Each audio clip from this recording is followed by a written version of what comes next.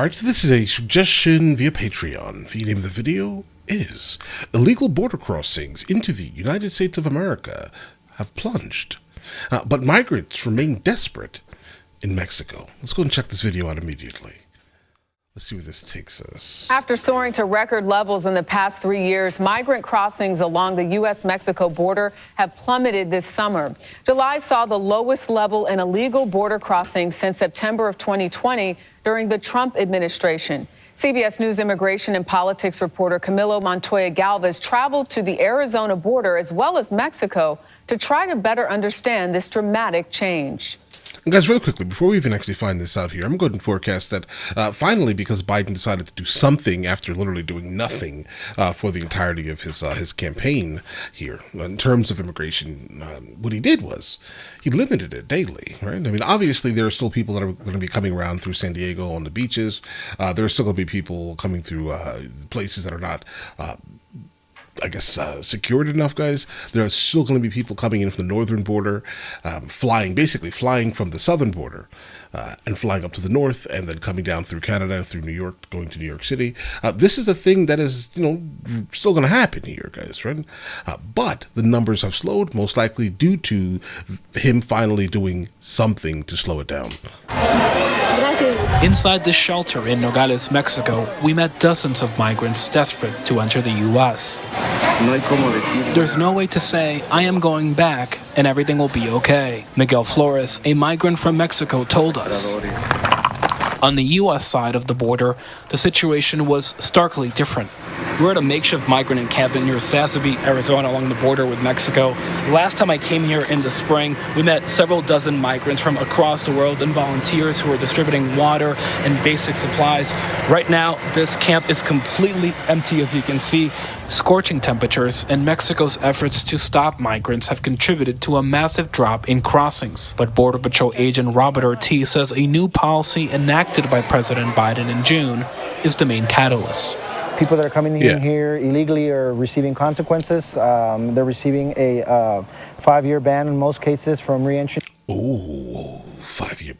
See, there you go. You say if you come in, if you literally trespass on the land, you can't come to this country for another 5 years. Do it again, 50,000 years. Okay, let's say, do that. Okay. Consequences. They're receiving a 5-year ban in most cases from re-entry to the United States. That's a great thing. Under President Biden's executive action, most migrants are ineligible for asylum and eligible to be deported more quickly. Phones in the bag. Homeland Security Secretary Alejandro Mayorkas says the tougher rules are justified. But critics argue the administration is only cracking down now because of the election. How would you respond to the criticism, Secretary, that action came too little, too late? Those assertions are false. First, it's not too little, and then frankly, the significant drop in numbers evidence that quite powerfully. Advocate Pedro de Velasco worries that drop will have a human cost. Soon enough, we're going to start seeing people again crossing through even more remote and dangerous areas, and this... Then they shouldn't be crossing. Right? I hear what you're saying, and it's definitely not too little. I mean, and okay, how about this? Initially, when I heard it, I was like, that's not going to work, right? But now that I'm actually seeing the kind of fruits of that labor, great, do more. 5 years is not enough, bro. Sorry, but that's not enough to just keep people specifically from trespassing, all right? I mean, now I've never seen where you could trespass on someone's land and then say, I live here now, and then you don't go to jail still, bro. That's crazy. You're trespassing. Just call it that. Change the whole name of how this is happening. Call it trespassing, bro. You can't just go live on someone's land. It's not yours. Right? Reality here, guys. But again, is he doing it because of the election? It's only because of the election. He did not care for the entire time he was in office. He did not care. He was completely fine with the border being completely open and millions of people coming through and basically bombarding every single one of our cities. Okay. Well, I mean, I guess they call themselves sanctuary cities, so they were completely fine with it. But you get the point I'm making here. They're absolutely bombarding all of the cities, guys. Will mean an increase in people losing their lives. Camilo Montoya Galvez, CBS News, along the Arizona-Mexico border. But glad Mexico is doing something. Us now for more from Tempe, Arizona. Camilo, when you spoke to migrants on both sides of the border, how do their experiences differ?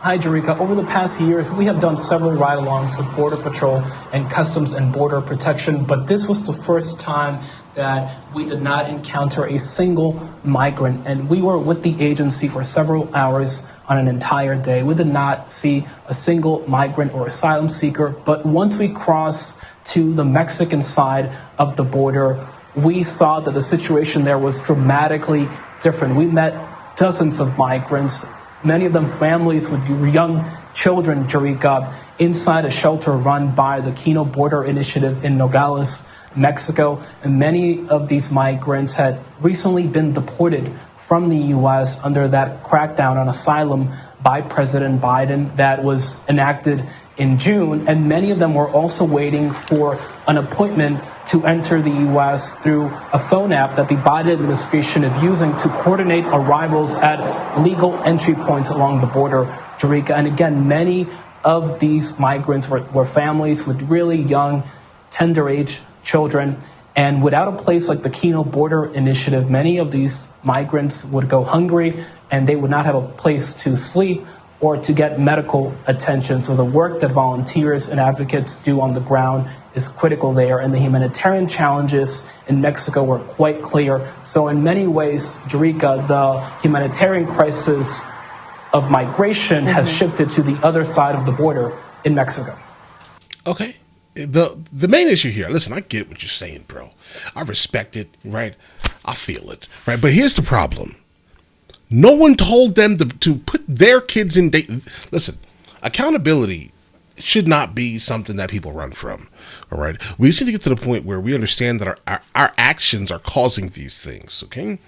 You decided to leave where you were and come to the United States of America illegally. Okay, like literally in the exact definition of this. If you guys know or followed me for a while here, I do not call people illegal. That's not something I do. But their actions, in fact, are illegal, right? They are illegally entering into the United States of America. Now, he's right. There is an app. The app that he's referring to is called the CBP1 app. They could, in fact, use that, then enter into the port of entry, and then guess what they instantly become? Legal. Okay, the individuals are choosing not to follow a single law, but basically break and enter into the United States of America. That's what they're doing. They're choosing not to follow the legal step or pathway to the United States of America. I have not a single issue with a person that appeared on that app that came in through the border and they're living their life. I'm fine. They entered legally.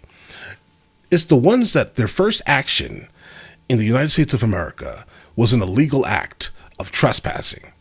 Okay, that's a problem. But I hear what you're saying, bro. But personal accountability is basically everything to me. Being able to be that close up on some of the stories that you're hearing from people, what does that tell you about the desperation to hear from families who were deported, but yet they're trying again? And you said many of them have families, many of the migrants you spoke to on the Mexican side? Yes, that is right. And again, while crossings into the U.S. have plummeted dramatically this year, there is still a massive bottleneck of migrants in Mexico, particularly in northern Mexican cities like Nogales, Tijuana, Matamoros, Reynosa, and Ciudad Juarez, where tens of thousands of migrants are estimated to be waiting to get that coveted appointment through the app. That app allows roughly 1,500 people per day, Jerika, to be processed by U.S. officials. That is a significant number, and it is unprecedented for the U.S. government, but it still is not enough to meet the very high demand among people who are desperate to come here and who are in Mexico. Many migrants are still traversing the entirety of Latin America, including the notorious Darien jungle between Panama and Colombia to get here. And so, again, while crossings along the U.S. border are down, and that is good news politically for the Biden administration, there is still a humanitarian crisis in Mexico that we cannot overlook. Listen, I get it. But what does that have to do with breaking and entering? What does that have to do with trespassing? Bro, we cannot take the entire world's population into the United States of America and still maintain everything that we have. Guys, I'm sorry. Right? But, listen, guys, let me know in the comments what you guys think. Yeah, the crossings are down. Finally, guys. But all right, listen, you guys all have an absolutely amazing day. Enjoy your day thoroughly. Guys, before we go, are you guys subscribed to the other channels? Logical Movie Reviews with Mr. L. Boyd along with Mr. L. Boyd Music. Both are found in the description. Check it out.